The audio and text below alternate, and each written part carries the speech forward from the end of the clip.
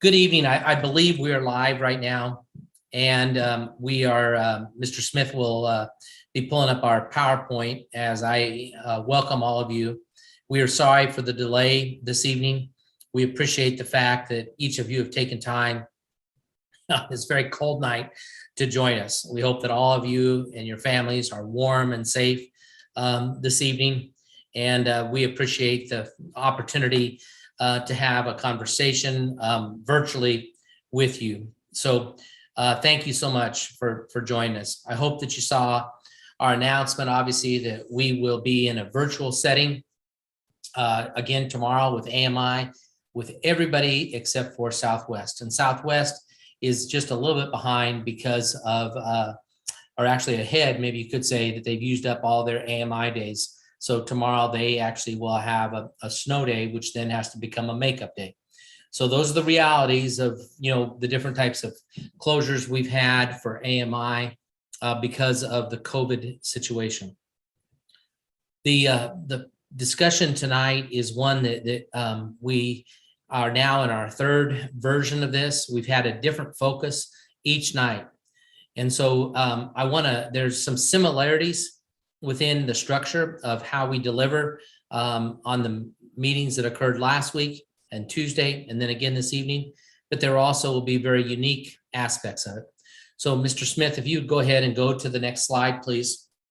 The idea of right sizing and a blueprint 2.0, if you will, should not come as any surprise to any stakeholder in the Little Rock School District if you've been paying attention. This concept of right sizing is something that districts across our nation have to do when you've lost population. And there's a large number, especially in urban settings where populations have decreased. We've tried to be as proactive as we can in our communication efforts to make sure everyone's aware of what the options and opportunities were. And we have tried to do that again this process. It started really with a discussion of opening up the discussion of right sizing. You could say in October, but it really was even farther back than that because the blueprint itself has had discussions, that term anyway, for almost 3 years. As we do this, we want to try to be as transparent as possible. You're going to end up in a later slide getting to see all sorts of tools that you can access. We know that input is critical. It's been critical in the past several years, and all that's been captured. It's all available on our website, and the information that you provide tonight will also be captured.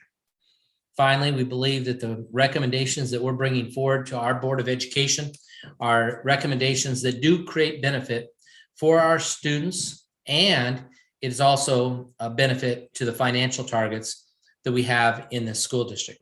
And I mentioned that our board, I want to share that we have board members on that some are on the Zoom and some are doing it just like all of you through YouTube, and some will watch this as a videotape later on.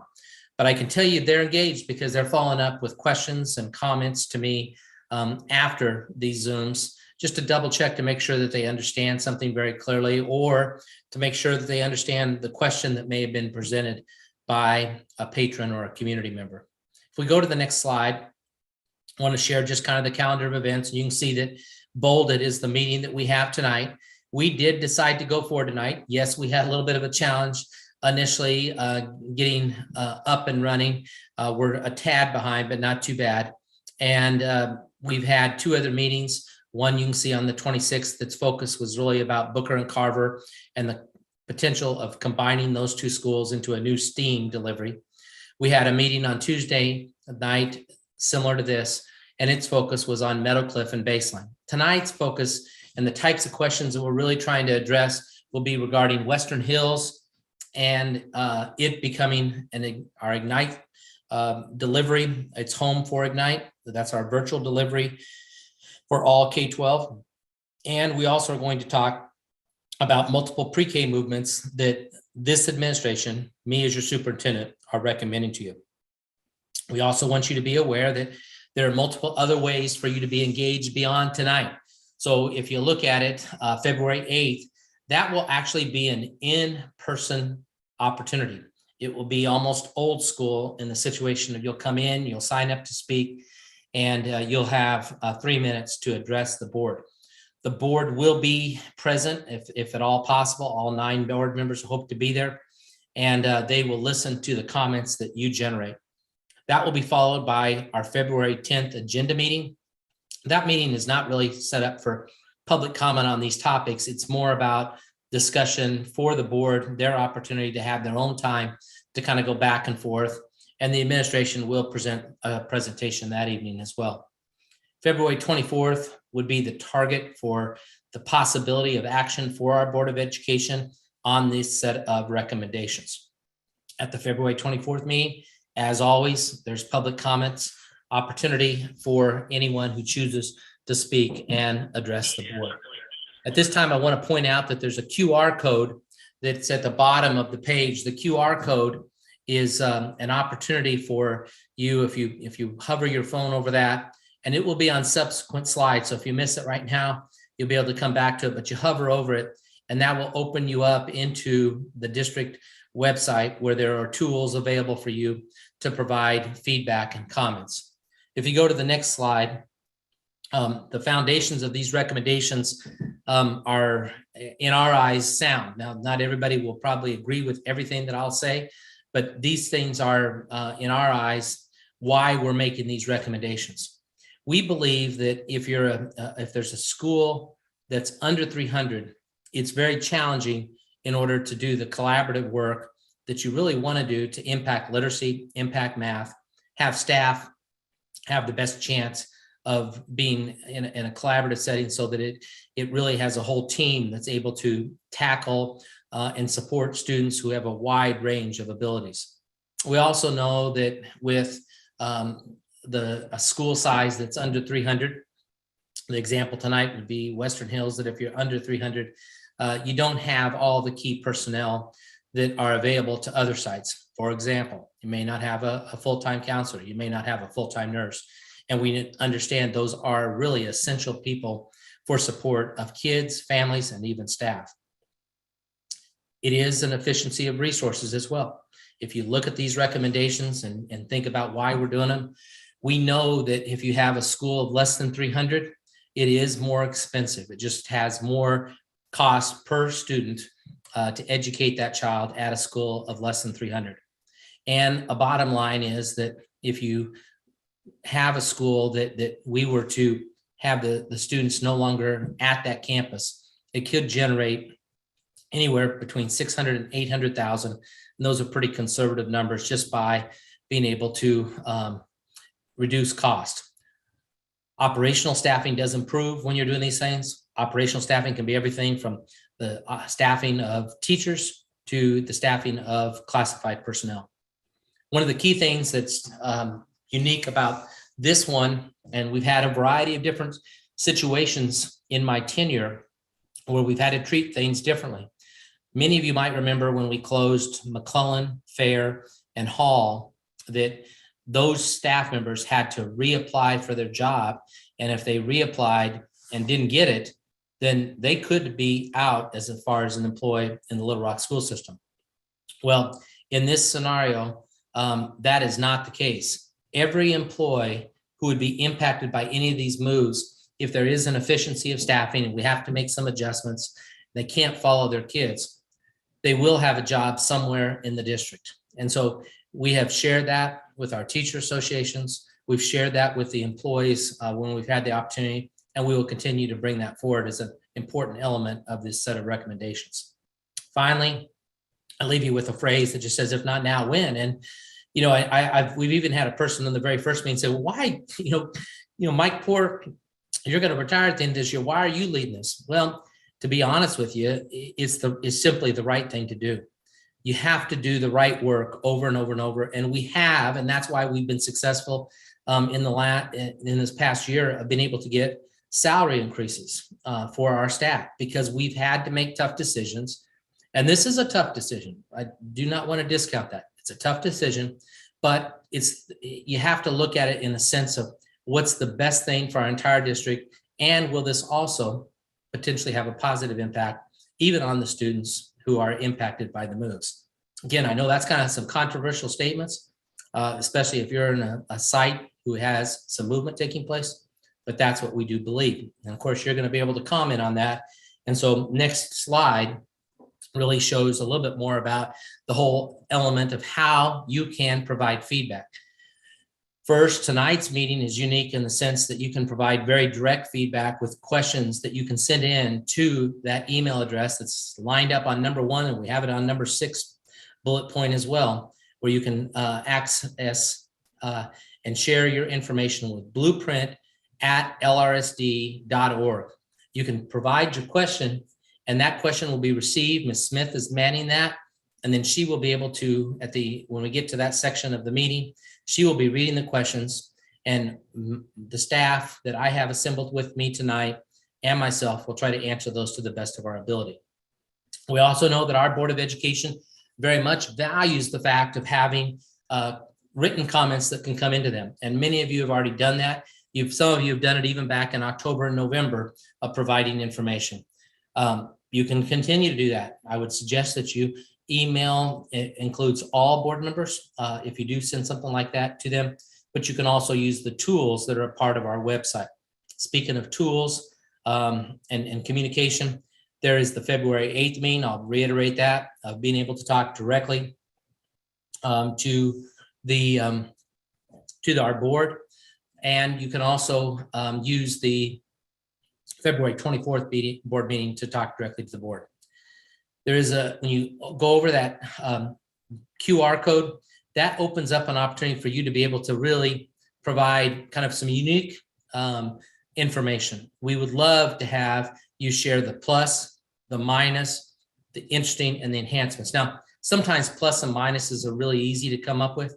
I think it's more interesting when you get to, or more intriguing when you get to trying to think deeply about what is interesting. And interesting sometimes means that it's not for sure whether it's going to be positive or negative.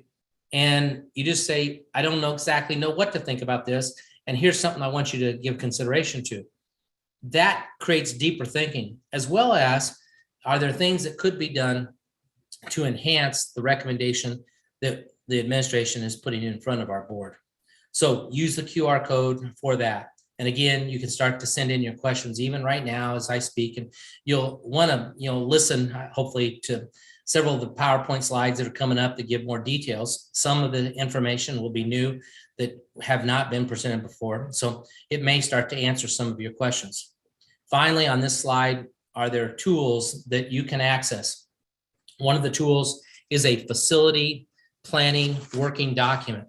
If you've been a part of the Little Rock School District and been engaged in all the processes we've had about working with the district, it's actually a legal size document, and it provides information about every school. It talks about their attendance patterns over multiple years. It talks about its ideal capacity, and it also provides a facility index of when the last time things were adjusted or modified at that campus, the condition of the campus, the age of the campus. And finally, it does provide a dollar total of how much the district spends for each student at an individual campus. And we actually provided that for every single campus, not just the ones that are being impacted. You'll have FAQs. We have a good start on that. And at the end of this presentation, and we get to tomorrow, we will actually add all the questions and answers that we've really felt captures kind of the moments that have been brought forth in these meetings. We're going to update that FAQ tomorrow. So it's live, and we'll continue to add to it. We do have the staff brainstorming tool that occurred in November and December, where we asked each of the staffs that were being impacted to give this some thought. And so their brainstorming activity was much like what's described in number 4 above, of allowing people to brainstorm on plus, minus, interesting, and enhancements. And you can see what our staffs of those different schools shared. Finally, we've got a boundary adjustment document that you'll be able to look at and be able to see.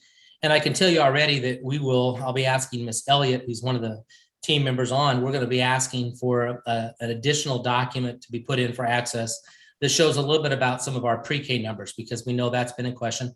And in fact, that will be a part of my presentation this evening. So if we go to the next slide, Western Hills. Western Hills is a elementary school that is being considered to have as move the students from Western Hills and then have our Ignite programs join into one place at Western Hills. Currently, our K-6 Ignite program is housed at Henderson Middle School, and our high school, the 612 teachers are housed at the West School of Innovation. So we would like to bring all those together. We'd like to have a situation where if kids needed to access it, that there would be good access points, that we'd have ideal classrooms for collaboration between students and staff, but also have ideal classrooms for a virtual delivery. This proposal, we think, does meet the need of, again, making us on the right sizing concepts, creating greater collaboration for the Ignite staff. It also helps us with some key personnel in terms of staff efficiencies for us. And we actually think that it does, the Western Hills students that move do go into campuses that are larger, where they would be benefited by having a full array of 4 or 5 teachers per grade level, and then also having full-time nurses, full-time counselors. This proposal, as shared, does put all the K-12 staff together for Ignite, and that's a growing program. We think it's not going to go away. We're going to always need some sort of virtual delivery. There are many families that really enjoy that delivery, and we want to continue to make it better. The decision that is being made here will not dramatically increase bus times for Western Hills students, and we can address those questions if need be later in the program. If we go to the next slide, this actually is the map of the potential adjustments for the movement of students from Western Hills, and it actually also identifies the adjustment of students at Meadowcliff and Baseline. We will be able to blow that map up, hopefully, if our technology works right, later in the presentation, if we need to go into further detail about where students would be heading if they needed to, if this recommendation is accepted by the board. But the bottom line for the Western Hills students is that a majority of those students, I'm trying to get to my little map, the majority of those students would be headed towards Vale Elementary. Thank you for blowing that up. So you can see that most of the students at Western Hills would adjust and go up towards Vale. Next slide, please. Thank you for blowing that up. The challenges of this proposal, well, this move was not a part of Blueprint 1.0, so we did not envision Ignite at that time, and we did not envision the possibility of an online program, nor did we look at Western Hills as just the perfect spot to maybe make a change. But when you start to look at the numbers that are a part of Western Hills, its total enrollment right now is 203 kids, and there's 57 less kids on that campus this year than there were last year. The schools that are part of Western Hills are, very dynamic. I've been to parades that they do for literacy. They have great partners that are associated with Western Hills. And those things make it very difficult when you make these kind of recommendations, because, each one of those people have a huge investment in the school along with the parents of that site. But we do believe we can make a good transition and create a better, even a more improved learning environment for students and the staff and the parents. We also have to be real that some staff may not necessarily follow their kids, because as a part of the efficiency of staffing, that not everyone will be able to just go up and join Vale Elementary. We won't need that many people, but we will have jobs for every single person. Next slide. The pre-K proposals. So this one actually has probably had we've had more talk on these topics than others, and specifically on a couple of them. So the first item is, with the recommendation of combining Booker and Carver, one of the elements of that is that if the board accepts my recommendation of moving Booker to Carver, then we would move out the Carver ECC and have that go to Rockefeller ECC. We do have space there, and the efficiency, again, of having a larger pre-K setting is good both for instructional and for fiscal resources. The recommendation has moving 2 of the Jefferson pre-K classrooms, and there really are only 2, and moving those students from Jefferson would not have a pre-K anymore, and those students then would be at Fair Park pre-K. Next recommendation is to move pre-K classrooms at Terry and move them to Romine. There are 2 classrooms, I believe, at Terry, and our growth on the west side, this would help us in terms of creating additional space. That actually can also be said about Jefferson, is that moving those students is going to help us create space, and that gets into the strengths of the proposal in just a minute. Finally, there's a recommendation on the administration to move 2 pre-K classrooms from Stevens to MLK, and that would create kind of a larger group of pre-K right at MLK, so that the delivery there would be richer, and there is space for MLK to accept those students. The strengths of this proposal, well, one of the things that we're very proud of is this district has a great pre-K program. Parents seem to be very satisfied, and we have achievement results that show that if you're in an LRSD pre-K, you're going to benefit. And that really goes across the board. It's not just for the pre-K schools that we're talking about here. We could say the same thing about Chico and Geyer Springs. Our pre-Ks do wonderful work, and we're very proud of them, and they have results. The proposals do create space at campuses for K-5, and in just a second, I'm going to share that more completely. That's important because the funding streams for pre-K are dramatically different than the funding stream for K-5. So we have a set number of students that we receive funds for through a grant for pre-K delivery. On the other end, for K-5, we do not want to lose one student. We want to continue to have more students in K-5, and the more students we have, the more funding that comes in, and they are 2 totally different funding streams. Finally, the strength of the proposal, it does help us with the right-sizing concepts. Again, that we think that if by doing this, it does create greater collaboration, not only in some of the pre-K settings, but also in the elementary settings where students are either moving to or getting to be a part of. And finally, it does create staff efficiency so that we end up saving money. And you know, saving money may not mean as much right now to some of the folks who are probably being impacted, but for our entire district, it's kind of a big thing.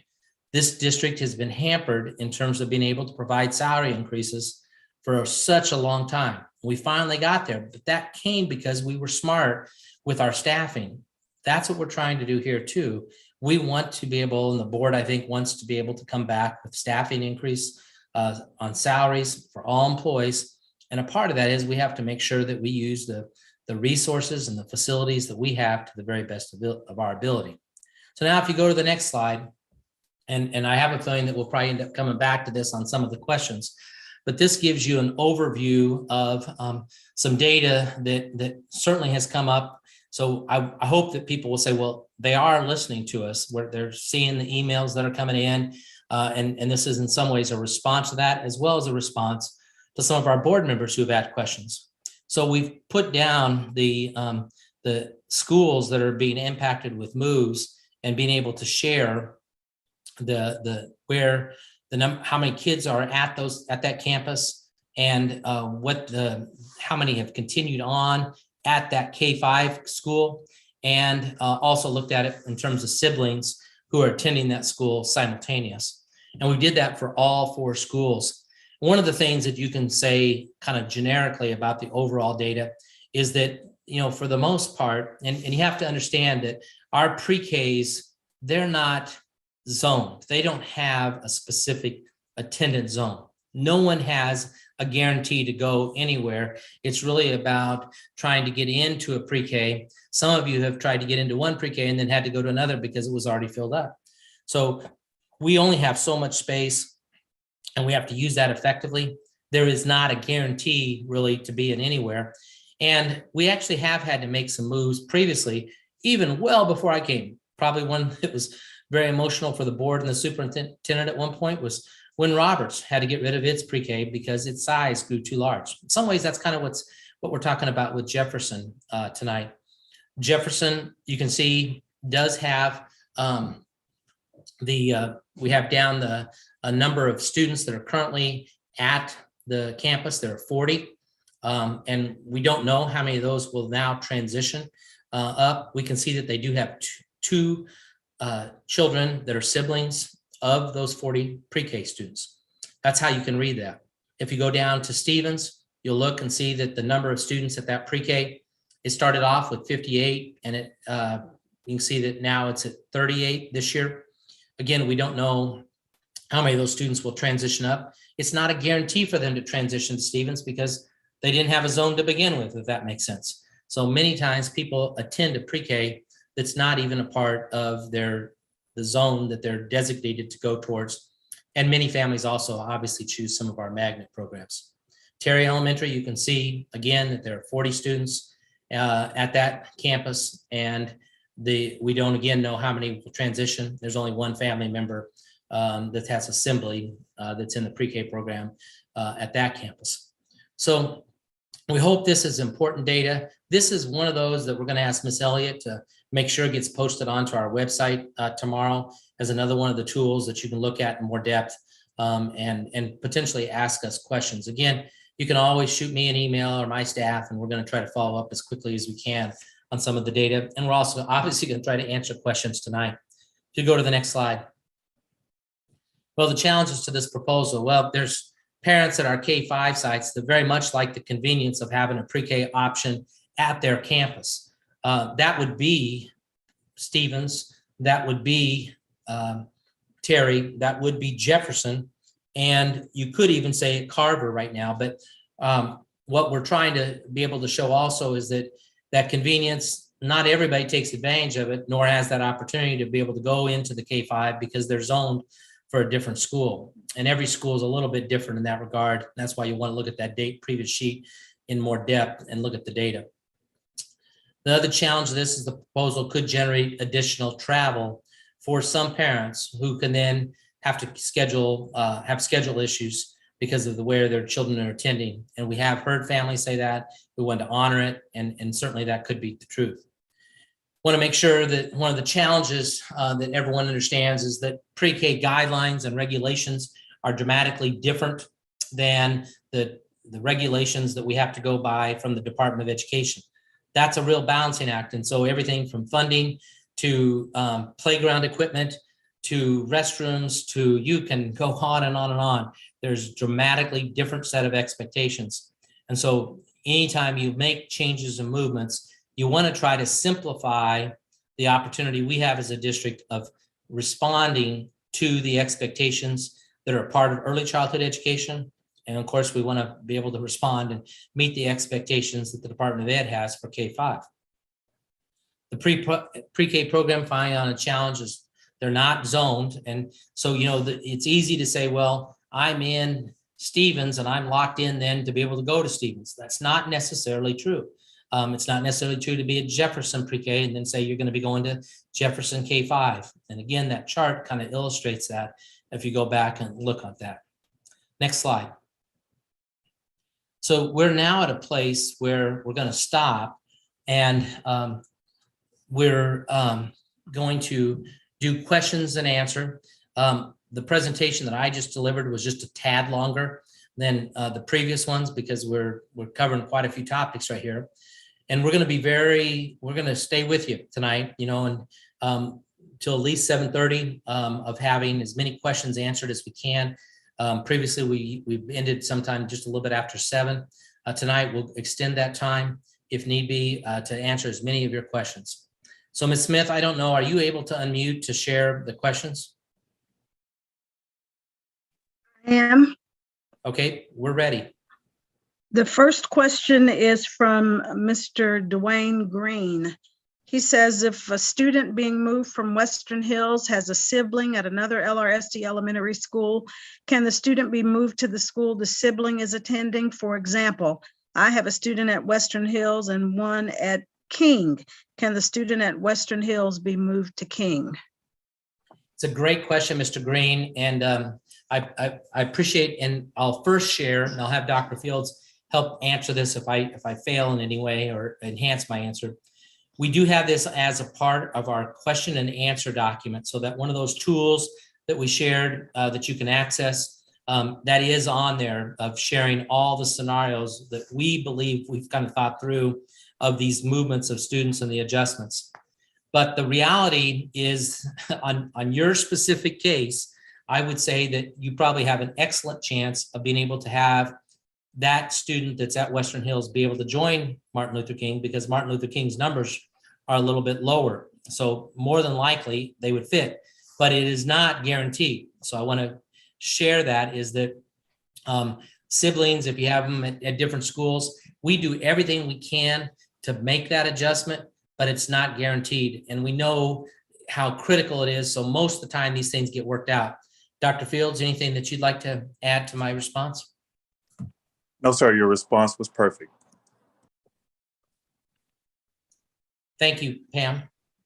Okay, our next question is from Lindsay Cooper. Some of our entries are a little bit lengthy, but I will do my best to try to get through them. Ms. Cooper says she lives in Camac Village with her 2 small children. Son currently attends a pre-K program at Jefferson. They've fallen in love with the school. She says, I have a 2-year-old daughter who I plan to enroll in the program for the 2023-24 school year as well. It's come to my attention that the school board is considering moving Jefferson pre-K classes to Fair Park next year, and I'm respectfully asking that you reconsider this change. As a single mom who works full-time with 2 small children, the sole reason I chose to move to Camac Village was because of Jefferson and the pre-K program. Jefferson pre-K allows me to walk my son to school every morning with my daughter in her stroller. There have also been days when my daughter was sick and I was easily able to have my son to walk to school with our neighbors whose children also attend Jefferson. If the pre-K program is moved to Fair Park, I could not logistically handle drop-off and pick-up at 2 different schools, and sadly, I would not be able to enroll her in the program. Jefferson is a very special school and one of the last few remaining with a true family neighborhood feeling. And that's in quotes. Many families chose to leave near live, I think this is Camac, not just because of Jefferson, but also because of the pre-K program. I understand you have difficult decisions to make and must consider the best interest of all students in our district. However, please be aware of how this change would not only negatively affect me, but also many other families who live near Jefferson and enjoy walking their pre-K and elementary school children to school every day. I believe if the program is moved to Fair Park, many LRSD families, including mine, would suffer immensely. Thank you. Well, and I'm going to respond in 2 different ways. I'm going to form a question out of what you said, but Ms. Smith and the folks that are listening, that tonight, if you have that was really a comment and probably a strong opinion that you would like to have shared with the board. Those type of things of saying, here's what I hope to have happen, we want you to fill that in the tool. What tonight's all about is trying to answer questions that you may have about the move, something that doesn't make sense. So we do want to focus on the questions, and we're going to respond to that. But I want to use the words that she used to make maybe one more element of helping make everyone understand why this is being suggested. I'm going to rely on Mr. Smith to help me a little bit here, and Dr. Fields can also assist. And that is the fact that right now we have a numbers problem at Jefferson, since you brought that up. And the numbers problem is that if we move forward, the number of sections that we have within the different grade levels, we will not have space available for the current K-5 students. And we would be 1 classroom short this year, and then we would be turn around and next year be short another classroom. So that's why we're making the recommendation for 2 classrooms to move out of Jefferson to free that space up so that we can keep all the K-5 students at the campus. Mr. Smith, would you like to provide any more detail to that? Yes, thank you, Mr. Porter. And good evening, everyone. I just want to add to that, Mr. Porter, you talked about us needing that additional classroom. That is at our 4th grade level for this fall. Currently, we have 68 students that are assigned to Jefferson for 4th grade, but due to the fact that we do not have the space for that additional class, we potentially may have to look at moving 14 students and that fourth grade group from Jefferson to other schools. And it kind of takes itself then the following year, right? With the same thing. And you kind of have to look at every one of the grade levels. And the positive is that, you know, there are families that are choosing Jefferson. And there also are families that we have put into Jefferson as a part of the space issues that we have on the far Northwest. And so that's another reality of that we have to get a spot for every kid. And this is a very attractive option. Dr. Fields, anything to add? Not at this time. Thank you. Okay. Pam? This question is from Amy Kennedy. She writes, I sent each of the board members an email. If you haven't had time to read, I'm asking that you please do. In an effort to make a short point here, why are we pushing so hard to close schools? The PowerPoint clearly states that this recommendation creates benefit in our educational delivery. My question is how? What data do you have to prove this? Closing schools 5 years ago did nothing of the sort. When I say nothing, I mean nothing. If you have proof of something that I am unaware of, I am all ears. We have to stop doing the same thing over and over and over again, expecting a different result. Thank you for your comment and your participation this evening. And I guess I would beg to differ that I do believe that we have moved students into learning environments that they're actually benefiting from and that they are enjoying and sticking with. So many people, as an example, when we looked at Dodd and Romine and Henderson, said that we were going to lose a ton of kids, that no one was going to show up. Well, that's not the reality. We have a school that's basically at or near its capacity at J Fair right now, and families are reaping the benefits of that delivery. We moved students from Franklin to Stevens. That's where a bulk of the students went.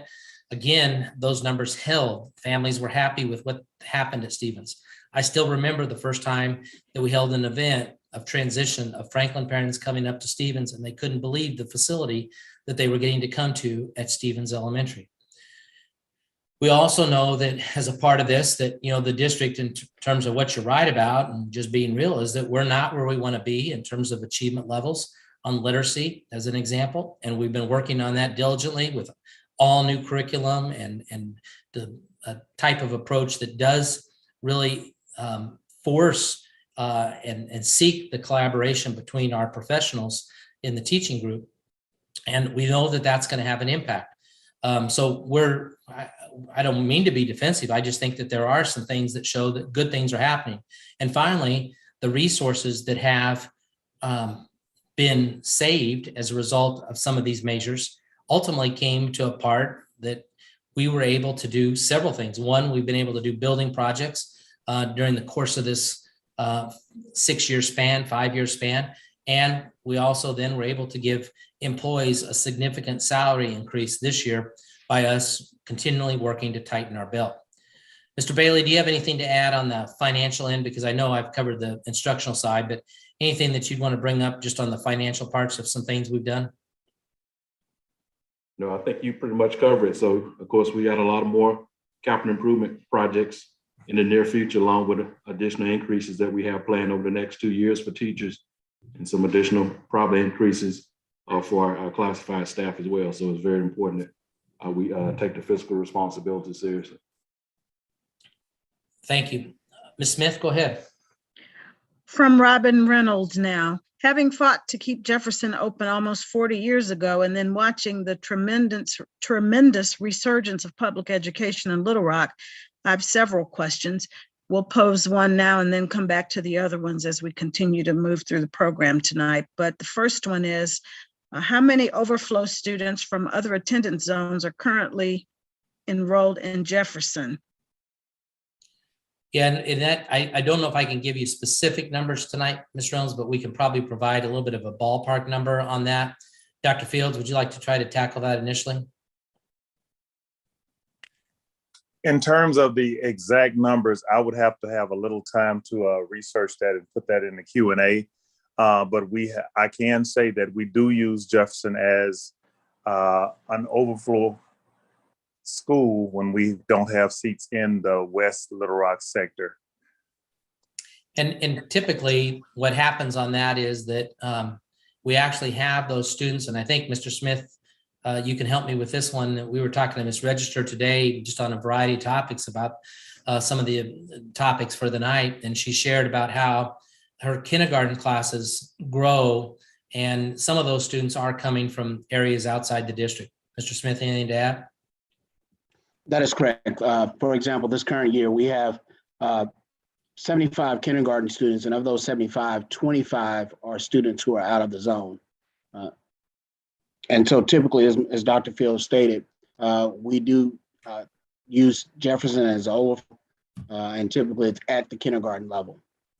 And the positive thing And about that, I'm sorry, I was going to add one of the reason why the difference is kindergarten is capped at 20 students by state law, and we increased to 25 at first and second grade. And so that's why we were able to take in those students and it not impact the upper grades. and the students that come into Jefferson typically do stay because there are not spots that are available at the previous site. So once they get to Jefferson, they fall in love, and that's a tribute again to that staff. I do apologize. I believe this question should be asked in conjunction with what she posed previously. So I'm going to go ahead and ask it now. Would X amount of students be guaranteed a spot at Fair Park to replace the spots that are being removed from Jefferson by eliminating pre-K? Could you say that one more time? I'm sorry. Would X amount of students be guaranteed a spot at Fair Park to replace the spots that are being removed from Jefferson by eliminating pre-K? Yeah, thank you. And Ms. Jones, I think I'll have you help me on that. Ms. Jones, Esther Jones, is head of all of our pre-K programs. So the way I hear that worded, Ms. Jones, is would we have the space available at Fair Park to receive the students that are currently at Jefferson, or the blocked amount of students that we have available, blocked seats? Yes, we would. We will definitely hold those seats for those parents. Okay, thank you. From Josiah Wheeler now. How will content specialists be relocated? I don't imagine there will be guaranteed openings for each discipline in another school in the district. Where will they be placed if there aren't enough elementary openings? And I appreciate that question, because we know that some of the specialty things have come up before, especially with our two magnet schools when we talked about it. And so, you know, the one thing that we know is that we're going to give everyone a position. Everyone's going to have a job. So a worst case scenario for a content specialist, if there's not an opening available for an individual at the site where the kids are moving, or there's not one in the district, then you would be put back into being a teacher at the contract of being just an elementary teacher. Okay, our next question is from Haley Heath. I'm a current and past Jefferson parent, pre-K parent. Moving Jefferson pre-K to Fair Park will make life more difficult for families with multiple children. Getting to work on time in the mornings with multiple kids is already hard, especially for single parents like me. Why make it harder when doing so is not necessary and has no clear benefit? Thank you. And if you can go back to the slide, Mr. Smith, that we did try to do research on terms of siblings, because we did hear that as a concern. So we're going to go back into where that data was. And again, this will be available on the website tomorrow as a tool. This whole PowerPoint will be available as well. So you can have two different ways to look at it. But if you look down specifically where you said Jefferson, right now there are 40 students that are a part of the pre-K program at Jefferson. And there are 2 older siblings. So you can also look back to previous years, and the high was in 18-19, where there was as many as 14. You can also look down all the other schools, and the ratio is kind of been the same in terms of, so this isn't unique just to Jefferson, but it's common for all sites. And again, that goes back to the reality that many of the people that attend preschool aren't zoned for their K-5 attendance zone actually for that campus. So there's always that kind of movement that takes place. We understand that this will create some discomfort for a few families. And in the case of what we have this year, there are 2 older siblings that are in our current pre-K program. That's not to say that, you and another parent who may have a 2-year-old, I think that was described earlier, that may add into that queue of that number being a little bit higher, but these are the real numbers that we have at this point.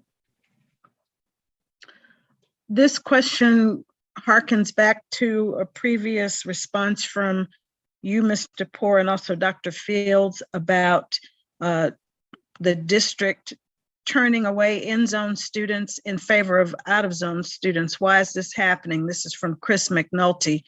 And piggybacking on that, isn't it true that if Jefferson were not accepting out-of-zone students in lieu of in-zone students, there would be sufficient space for 2 pre-K 4 classes and a 3rd, 4th grade class? If so, why not just eliminate accepting out-of-zone students at Jefferson? When we say out-of-zone students coming into Jefferson, we're talking about out of the Jefferson attendance zone and coming from another part of the district where we are full up, we're at capacity and have no other choice or options but to present parents with an option that is as close to their home as possible. And so that's what we've done. And we've actually been able to, keep a large amount of students for that fact. You could say, well, eliminate that, but then what you would be doing is that you'd be eliminating that family would say, so there's no place for me to go. And so now I need to go to a charter school or I need to go to a private school. That would be the risk of that. And that's K-5 money, which is different than pre-K money. And so, that would be a real problem in my eyes if we went that way. The way we're trying to approach this right now is to serve as many K-5 families as we can, and then offer as many quality pre-K options as we can possibly. And we do pre-K well everywhere. That's the best thing about Little Rock School District in terms of pre-K. And I'm going to stop just for a second because I think this is a pretty deep question. And I want to just see if there's any other staff member that may want to add to that. And that could be Dr. Fields, and then see if Mr. Smith has anything to add. Thank you, Mr. Poor. I'd like to provide just a little clarity in terms of that. First of all, we do not fill any school, any area school up with students outside of the district. The first thing that we have to do by policy is we assign according to the attendance zone. When we roll up and the letters come out in February, March, whenever we get them, there are no students assigned to a school that does not live within the boundary unless they have already applied for a previous TNT the previous year. Then they would roll up.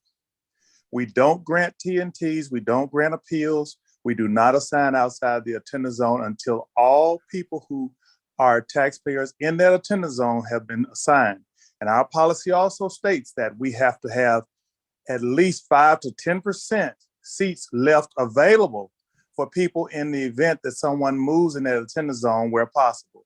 So we don't inadvertently just assign people to a school and then roll up, because we would never be able to put the attendance zone people there. And I want the public to understand that attendance zones are designed for people who live in that attendance zone first.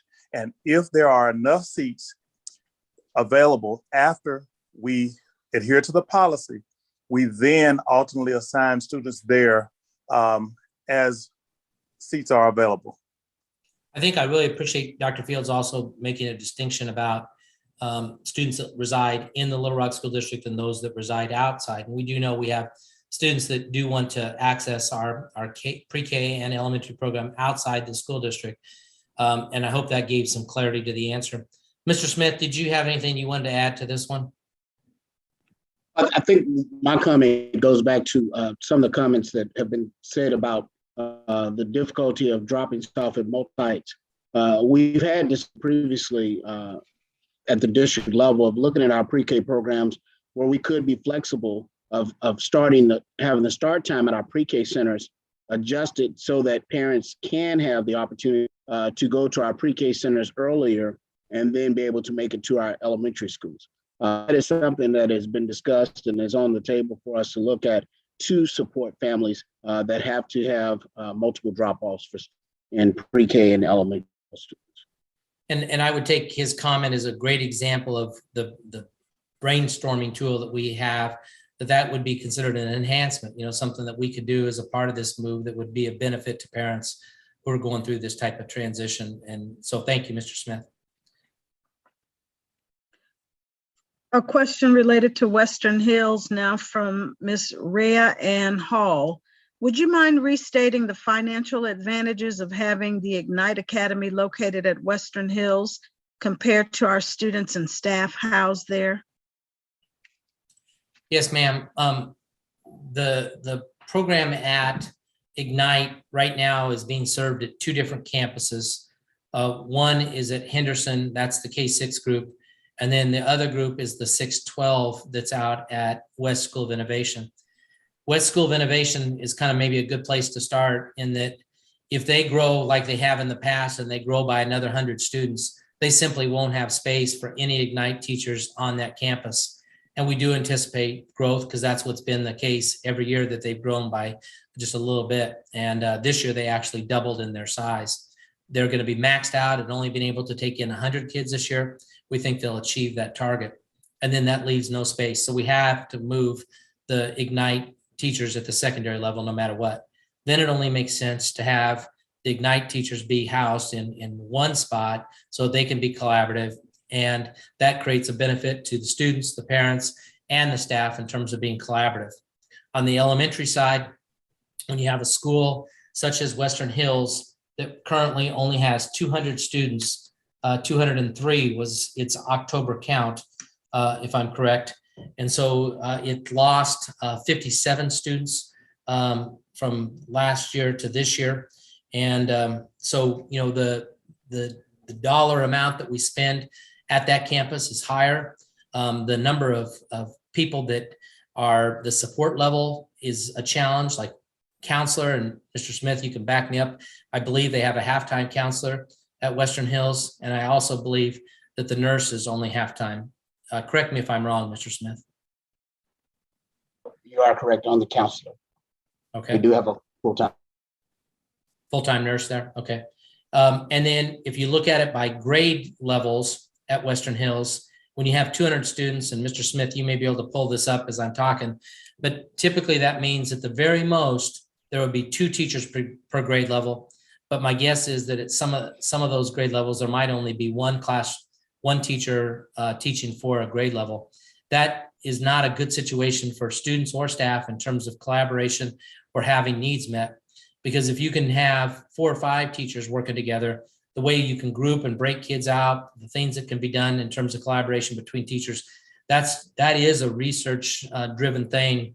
And really that's why when you look at things about educational delivery, you don't hear anybody saying they want to build an elementary at 300 or less. Typically, elementaries are built at 500 to 700 in terms of their capacity.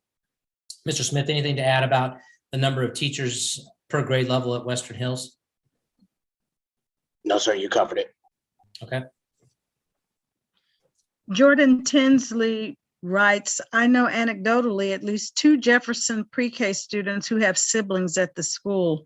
The data being emphasized does not seem to be right at all. And, it's possible if there's different last names or something that there is a mistake there, but this was the best data that we had available at the time, Mr. Tinsley. From Brock Holman now, Brock, B-R-O-C-K, regarding Jefferson pre-K. If we're answering questions about pre-K, why are the Carver, Terry, Stevens, and Jefferson pre-K programs facing closure while Forest Park isn't? How many of the district pre-K students does Forest Park serve? And I'll have Ms. Jones look that up and see if she'll be able to share that. Basically, the justification right now in terms of where we're at with Jefferson is just simply that we've got a problem in the K-5 setting. We're trying to solve a problem so that all the students that are in the pipeline to be K-5 students at Jefferson have a place. If we do not get a classroom at Jefferson, it would force us to tell families that are currently at Jefferson, going to the 4th grade, that there is no space and we'd have to move those to another campus. That will cause even a bigger challenge for families, and especially ones that have been tied to the school for 3 or 4 straight years. Mr. Smith, anything to add? So you cover, but as it relates to Forest Park, we have 2 classes at Forest Park. There are currently 2 sections, and Forest Park, in terms of its overall enrollment, since you brought it up, and again, you can find this information on the facility planning working document, but they have a total of 352 students at that campus. So right now, everybody's fitting into that campus comfortably. We don't have a challenge in terms of enrollment like we do at Jefferson. A question now from Amy Kennedy. She asked, or it says initially, I'm not interested in numbers regarding budget. My pay increase was less than $200 a month. We don't become teachers for the money and fame. We do it to educate kids. More specifically, what numbers regarding educating our students have changed? Have students' test scores increased enough for us to say this works? Well, I mean, the honest truth is we haven't had the increase in achievement scores that we want. So, and we've been very transparent about that. And the board has been very inquisitive about, plans, and we have presented those things. We've worked with, if you're a teacher, Ms. Kennedy, then you've been a part of planning at the site for your school improvement plan. We've had plans for our district improvement plan to execute. We've been challenged by the COVID situation over the last 2 years. I don't want to make that an excuse right now, but that is a reality. We got to move forward on that. We think the things that we put in place, including all new literacy material, all new math materials, all the investment in PLC, are approaches that will net achievement gains. But to be honest, if you look at over a 5-year span, then no, we have not had the achievement gains that we seek. We have parent satisfaction in terms of the numbers, and we do have increases in salary. The $200, I don't know, Mr. Bailey, where you'd find that they only got a $200 increase. Is that possible or accurate?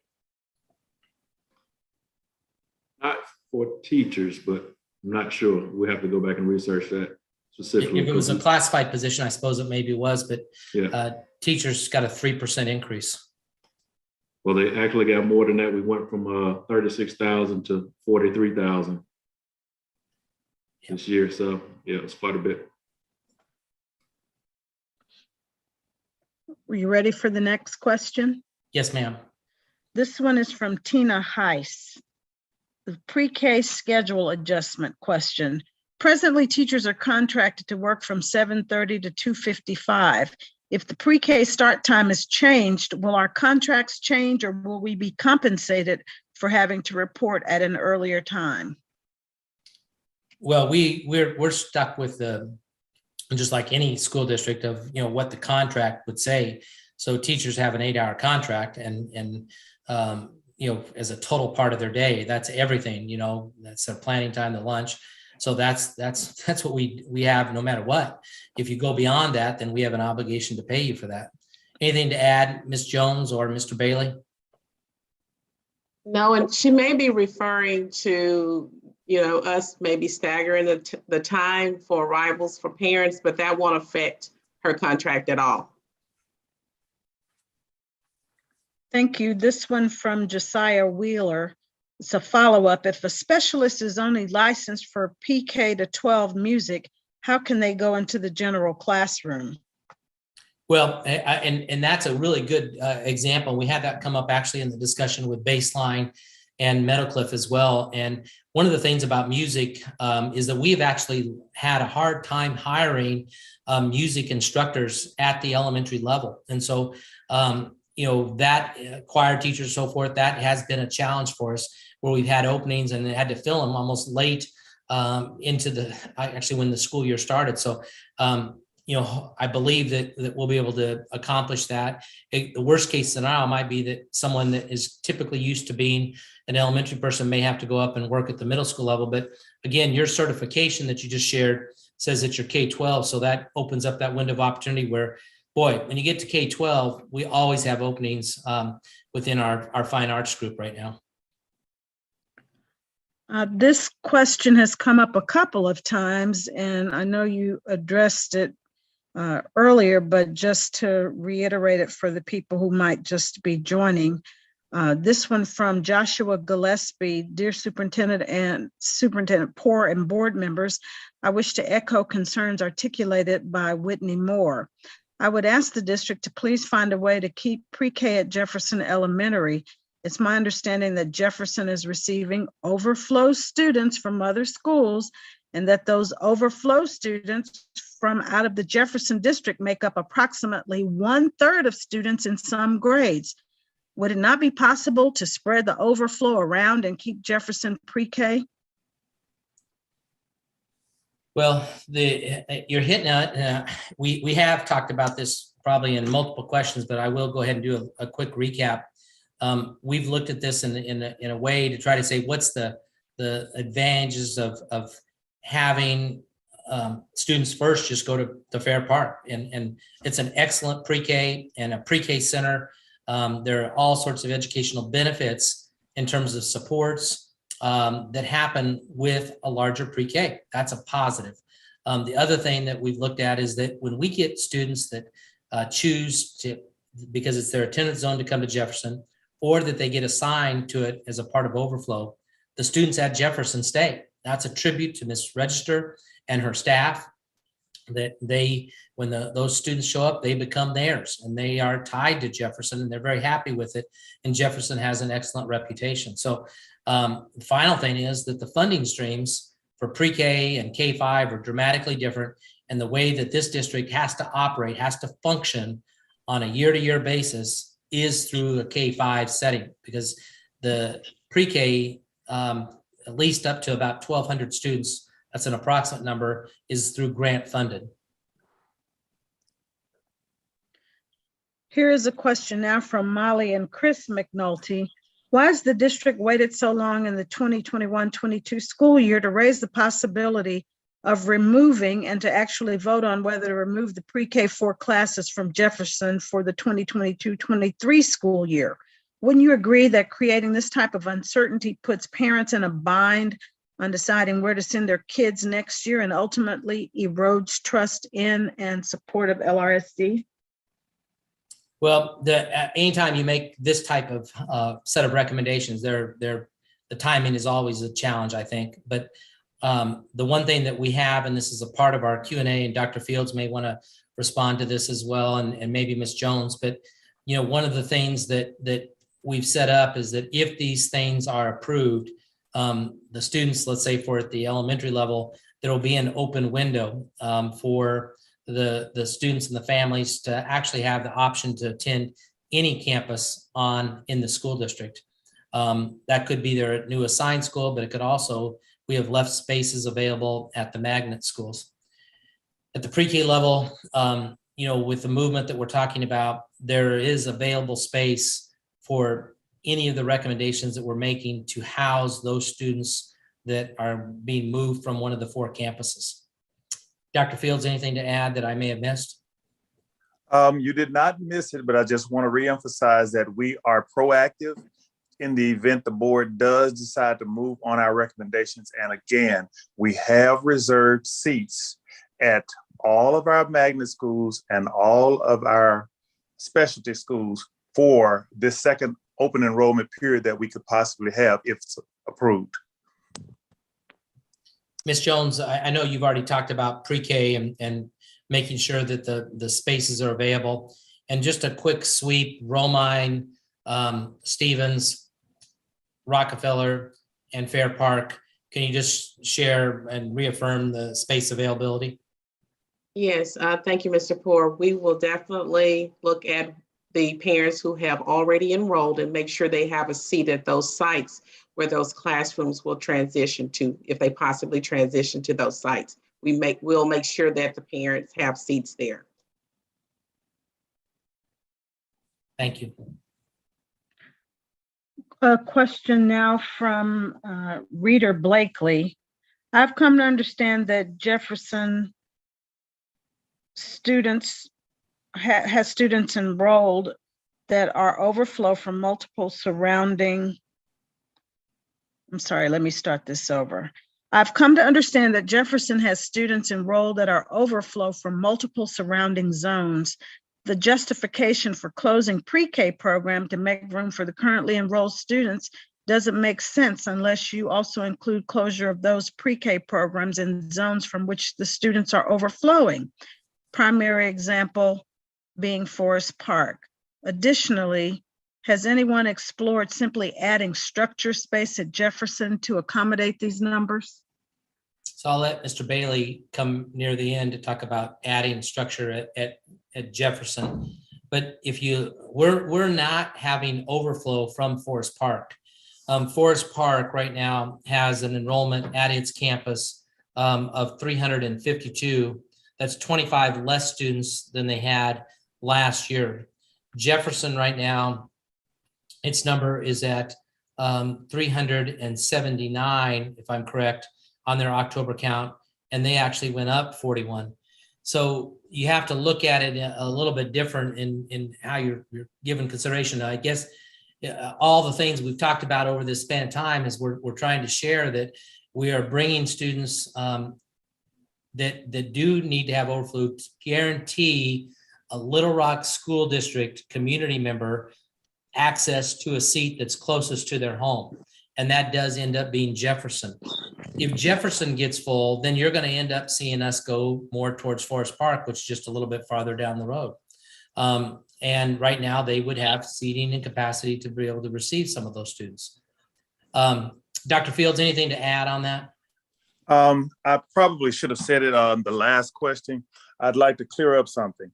Now, when we ultimately assign students to Jefferson or any school that's outside of their attendance zone, they do not automatically roll up and remain there.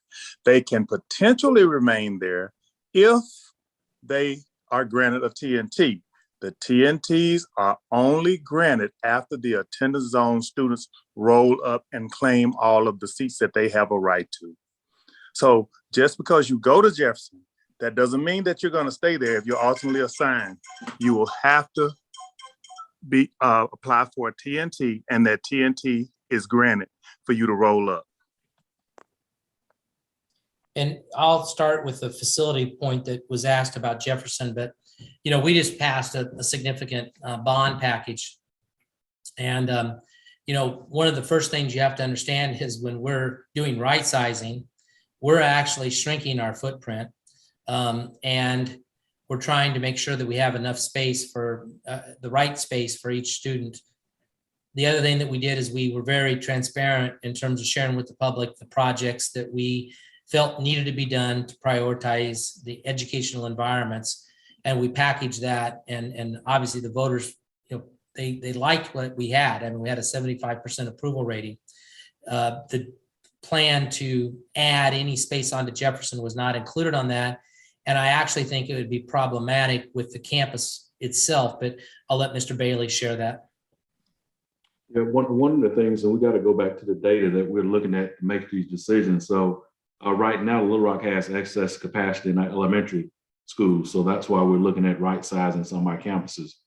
And Jefferson, I think, has lost some population as well. That's why it's allowed for some of those students outside of Jefferson's attendance zone to actually be put there.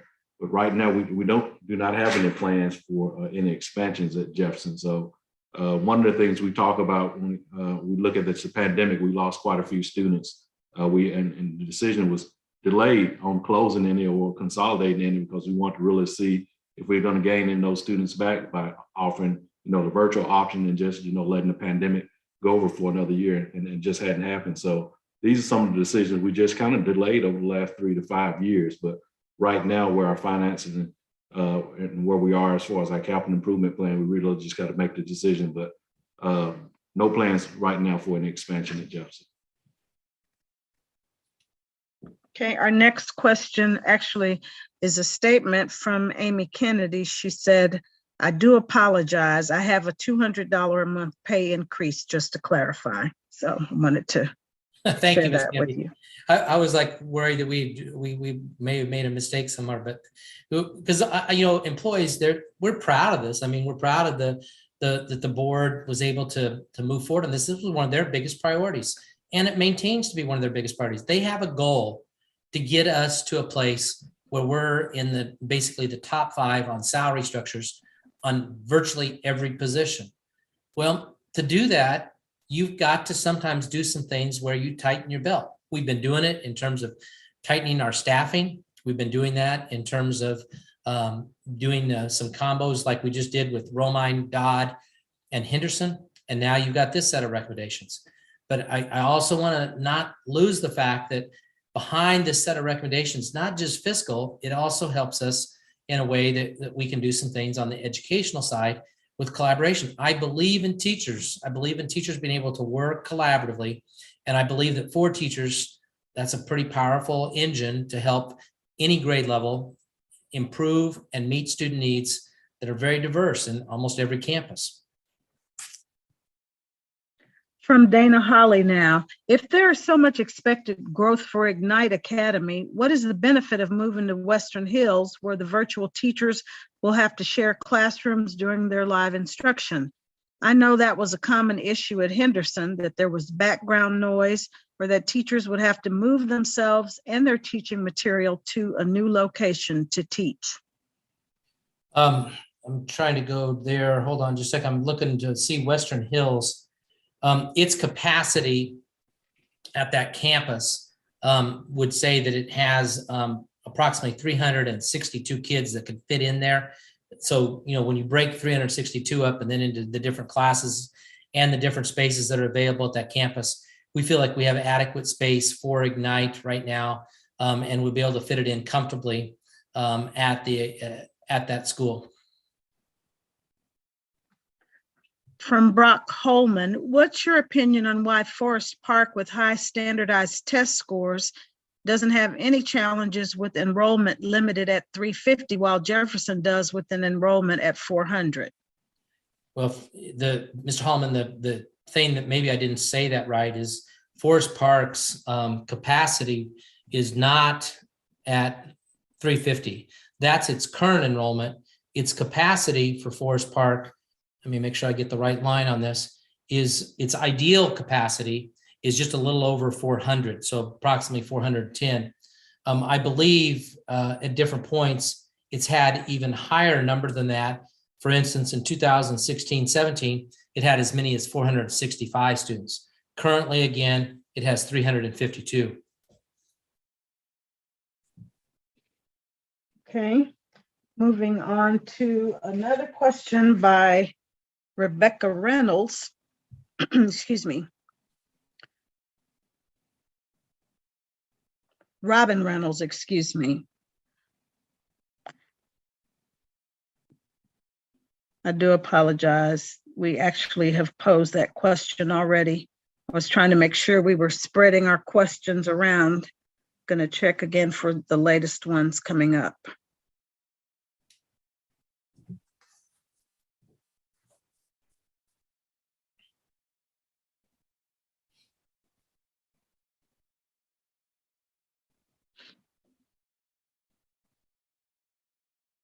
I'll do a quick commercial on some of the discussion items that we've had. There's been some really good questions, some very data-oriented questions. Probably the best tool that you can use to help you formulate some of your opinions that you are going to ultimately end up sharing with the board, or maybe making some decisions about whether you believe in these recommendations or against it, would be to look at that facility planning working document. It really will help you base some of the questions and comments that you might want to make. Good example is that Forest Park situation, because I probably didn't speak that clearly enough. The 352 is the current enrollment, but we know that school in 2016 had 465, and its ideal capacity is 408. So we're very careful about understanding numbers at schools and trying to make sure that we are aware of all the data movements. Thank you, Mr. Poor. We want to remind our viewers who've been kind enough to share their comments that we will be including them with information that is provided to the public and also presented to the board. Some of these are very lengthy and they're mostly sharing what their aspirations would be for the district. So just wanted to clarify that in case people are wondering, well, why didn't she read our comments? But this one is from Haley Heath. She says Jefferson Pre-K is a very sweet introduction to the LRSD and makes the transition to public school as seamless as possible. Had Jefferson Pre-K been at Fair Park when my kids were in Pre-K, they would have attended 3 schools in 3 years. This would not have been helpful to their development and stability. I realize not all schools have Pre-K. I think that this is unfortunate, but instead of taking a good thing away from Jefferson for no reason, why not try to create Pre-K options at more schools? Well, we just don't have the space, to be honest with you, at our campuses for Pre-K options at a variety of places where they're maxed out. And the second thing is that we do think that the Pre-K centers actually help us, especially with a grant-funded program in terms of meeting state expectations and guidelines on everything from staffing to equipment to even when we have the need for substitutes and everything. Ms. Jones, anything that you'd like to add to that comment? No, sir. I think you did a great job with that. The centers have space, and we do have a focus there. So, in terms of having Pre-K happen at centers versus at the elementary campuses, you will have a very rich experience at a center because it is a Pre-K focus throughout the building. And again, the positive, I'll give another commercial, that our Pre-K early childhood programs are outstanding, and they're outstanding across the district, and our data shows that they're outstanding. So this is something that the district does do well, and we're very proud of it, and we stand behind virtually every classroom and center that there is, that they are good. So you're pleased with Jefferson. So are folks that are at Fair Park, so are people at Geyer Springs and at Chico. We have really good Pre-K programs that prepare young people to be kindergartners. Another question now from Josiah Wheeler. Exactly how many Ignite teachers would be moved to Western Hills? That's still kind of a moving target, and it probably will be through a big part of the spring, because that number is probably the one that's the most fluid out of all of our campuses because of the nature of where we're at with the COVID pandemic, the virus, all that, because there are parents that really make choices based upon health concerns. But we also have parents that are making choices to say, this is where we want to be. Now, current numbers, if you look at what happened at first semester down to second semester, we have had a large number of students that transitioned from Ignite to a traditional classroom setting. We also had some families that moved into it. So it's a very, very fluid situation. And I don't know if I can give you any more detail on that. Dr. Fields, anything that you'd like to add?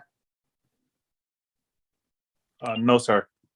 And the only thing to add to it probably is just that, we start to do the staffing element of this for both elementary, Pre-K, middle school, high school, all that staffing of how many sections we're going to have, how many teachers we're going to have at each campus. All those things start to come together in April so that we can make sure that we know where we are in terms of our staffing. Right now, there should have been a letter of intent that went out to staff this week that lets them share with us what they're going to do next year, because that helps us with understanding staffing, helps us understand how we're going to have to tighten and where we're going to have to tighten. So there's a lot of moving parts to the staffing end of things, and Ignite is one of the more challenging ones to staff because it's a pretty fluid program in terms of access that parents go towards it and when they go towards it.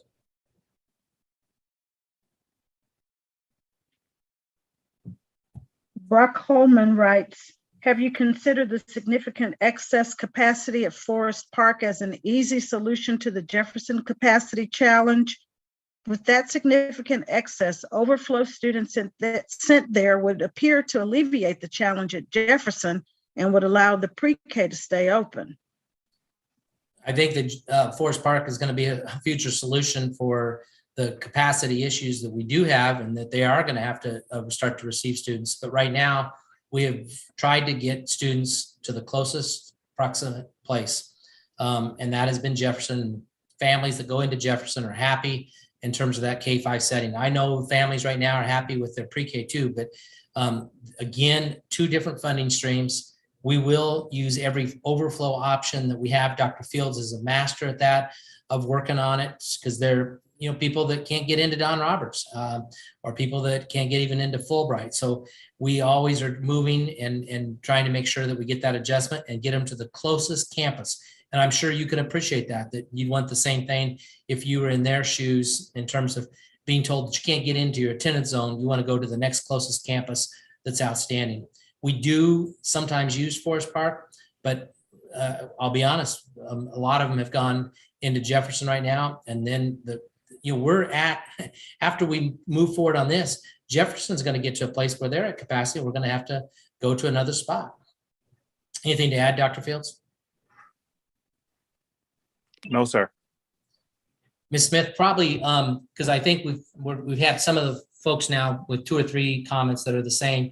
We want to remind everyone that they can, and if you have 1 or 2 more that are unique questions, please go ahead and bring that up. But I want to remind everyone that there are ways that you can contribute. One is direct emails to our board members. The board's emails are available on our website. We also know that next week, on February 8th, on Tuesday, we will be at Southwest High School, and that will be an open forum for parents to come in, sign up, and share a 3-minute segment of what they think about any of these recommendations. February 24th is another opportunity for parents and staff to be able to speak to our board, and that could be the night that there is a potential action. Again, you can scan the QR code or go to our website and use the brainstorming tool. I can't tell you enough that would be a very positive thing, to be able to also use it to help think through this of pluses, minuses, interesting, and enhancements. The enhancements is something that we would very much welcome on any of the recommendations that we have to try to help make some of this stuff work better. Ms. Smith, anything else that you've seen that's a unique question that we have not addressed? Just a couple, Mr. Poor. This one from Rhea Ann Hall. She wants to know, when's the estimated date of notifying teachers of their new assignment once this proposal is approved? Yeah, and unfortunately, we've actually become really good at knowing how to work and move with staff. We've just gone through it with the movement of staff towards J-Fair. We had to do it with the high schools, with Hall, McClellan, and Fair as we moved to Southwest. We've had the movement in my first year with Franklin and Stevens and Wilson and Western Hills. And we've had a lot of these movements. We work with our teacher association.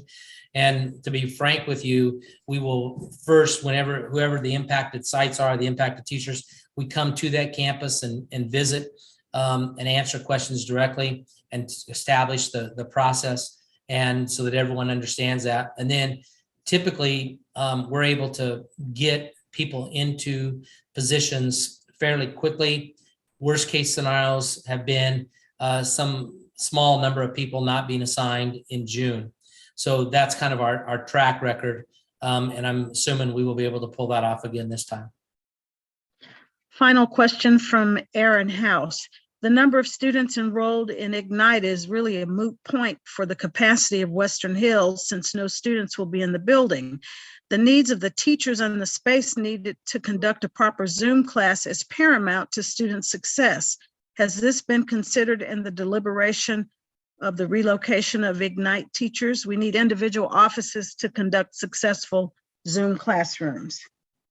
Yeah, absolutely. And we agree with you. And that's why we think this is even a better setting to have that intimate space so that you can have a great classroom for that virtual delivery. So we do believe that can happen. We will have to make some adjustments to the Western Hill campus for sure in order to make it. But, one of the things that, we've done with our ESSER funds is to be able to purchase. We made a purchase for all new smart board technology. And so if you think about that, we actually ordered that. Mr. Bailey will have to jump in and help me, but we ordered that a while back and we're still waiting on it. But obviously we want to have the best tools that are available for all staff. But of course, that virtual setting, we want to have tools that really work for the Ignite program as well. And this comment, Mr. Poor, is actually a question / comment about the specific decision-making criteria. What's used to determine if an overflow student goes to Forest Park versus Jefferson? Some statistics on these decisions would be helpful. And that will conclude our questions. Could you repeat it one more time? I didn't capture the question. What is the specific decision-making criteria used to determine if an overflow student goes to Forest Park versus Jefferson? Some statistics on these decisions would be helpful. It's just, again, I think I hope I've shared that. It's just the proximity. We try to get parents to the closest school to where they reside. And so that's been the thing. And we also, I believe we've had, sometimes there's been even parent input. Anything to add on that, Dr. Fields? Yes. Specifically, it doesn't have to be Jefferson. It can be if Forest Park or Jefferson, they're pretty much in the same area. So it depends on seat availability. The whole thing is based on seat availability. If Forest Park has the seats and and we can adhere to that board policy in terms of having some for people who move into that area, then we would allow them to take those seats as well. It's not just Jefferson. This policy stands across the district. And it is basically, if we have the seats and we need the seats to accommodate our parents, our patrons, we will utilize them. And Jefferson ended up with, again, the most kindergartners because she had the space for us to be able to add those classes. So it's not just a Jefferson thing. I think even this year, Williams Magnet added kindergarten classes probably more than anyone else. And so that made it convenient for us to assign students there as well. Yeah, and it probably is a good time to also bring up one last thing too that fits into this. That's kind of the one item that we didn't bring up, and I appreciate a board member text this to me. Say it'd probably be valuable to make sure people understand our staffing formulas. So when we have movement or we have choice, when you exceed the staffing formula and you go 2 over, one is you say, well, should we split those numbers up and create another class? Is there space at that class? Or do we need to move those 2 students over to another site? Those are the kind of things that kind of go into our thinking on a regular basis.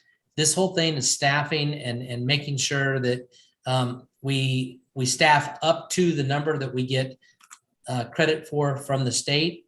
We want to do that, absolutely. But when you get a little bit over the number and you think about breaking it up, then that's where you also have to think about the transition of where students might be sent to. And that's a pretty complex set of data that we have to work with.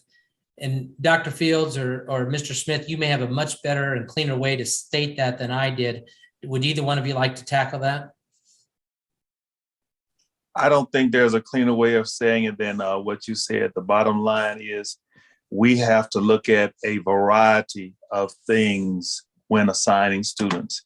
Again, if we are 2 over in kindergarten or 3 over in kindergarten, we have to look and say, is it going to be more cost efficient to add a para, another FTE, or if there's a school a mile, 2 miles down the street that we can assign those children to? We have to look at the numbers across the district to find out where these seats are in order for us to be on top of the assignment process. So it's not just one detailed way to do it.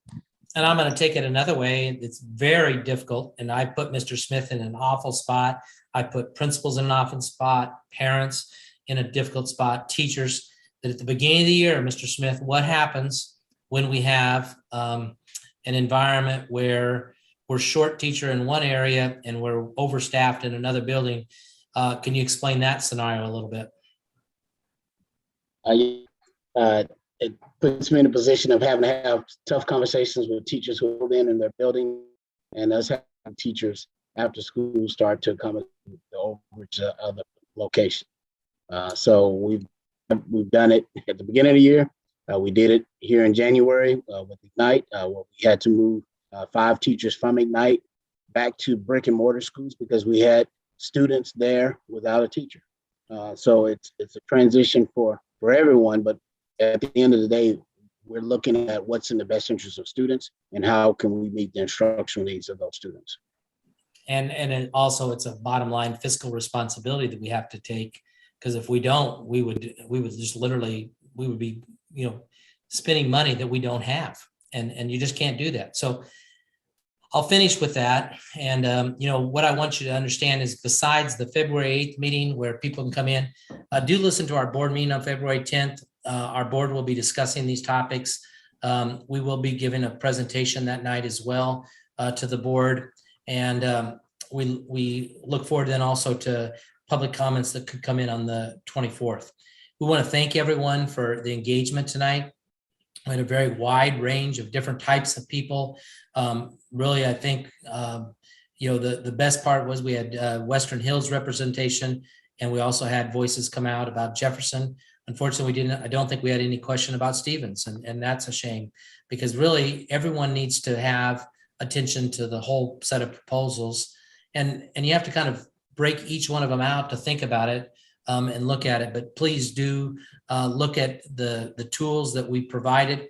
You will see additional tools being put up tomorrow, an enhanced FAQ. You'll also see this data sheet that we have provided on elementary numbers for pre-K that we think will be beneficial for you to look at.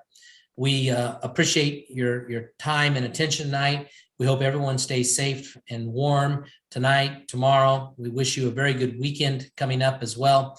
And thank you so much for being a part of Little Rock School District.